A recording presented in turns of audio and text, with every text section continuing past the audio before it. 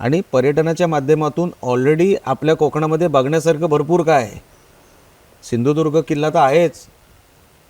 किल्ल्याच्या व्यतिरिक्त एवढ्या काही गोष्टी करण्या आणि बघण्यासारख्या आहेत की लोकांना माहिती आहे की आम्हाला कोकणात जायचं आहे, पण त्यांना आपल्या फॅमिलीबरोबर आल्यानंतर त्यांना तशी हॉटेलची व्यवस्था, स्वच्छता, इकडे आल्यानंतर ट्रान्सपोर्टेशन, कुठे त्यांना जवळच्या जवळ जायचं आहे तर त्यांना कसं जायचं, ते गाईड, त्याचं गायडन्स, साईन बोर्ड, हा सगळा इन्फ्रास्ट्रक्चरचा भाग असतो.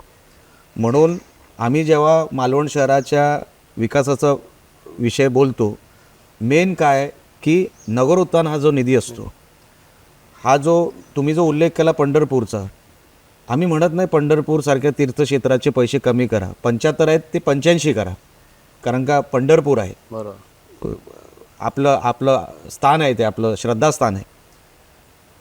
पण कोकणामध्ये एवढ्या मोठ्या प्रमाणामध्ये जो पर्यटक येतो, हे पर्यटन क्षेत्र आहे. तर आपण पर्यटनासाठी कधी विचार करणार आहोत? इन्फ्रास्ट्रक्चर बांधण्यासाठी, बाकी सगळ्या व्यवस्था उभ्या करण्यासाठी आम्हाला किमान प्रत्येक नगरपंचायत, नगर परिषदेला 20-20 कोटी रुपये मिळाले पाहिजे. 1.5, 2, 5, 6 कोटीमध्ये होणार नाही.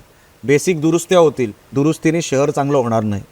तर आमची मागणी अशी होती, आणि हे मी सभागृहात देखील बोललो, की आपण जर नगरपंचायतीला काही ठिकाणी जास्त पैसे देतो आहे, तर तुम्ही फुटफॉल बघा किती आहे. आज मालवणमध्ये येणारा पर्यटक तुम्ही मोजा किती लाखात आहे, दर महिन्याला किती येतो, दर वर्षाला किती येतो.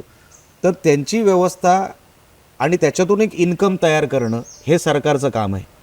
हे सगळं इन्कम हे सरकारलाच जाणार आहे, हे काय कोणाच्या वैयक्तिक खिशात जाणार नाही. पण तसं आपण दिलं पाहिजे ना, आपण दिलं पाहिजे.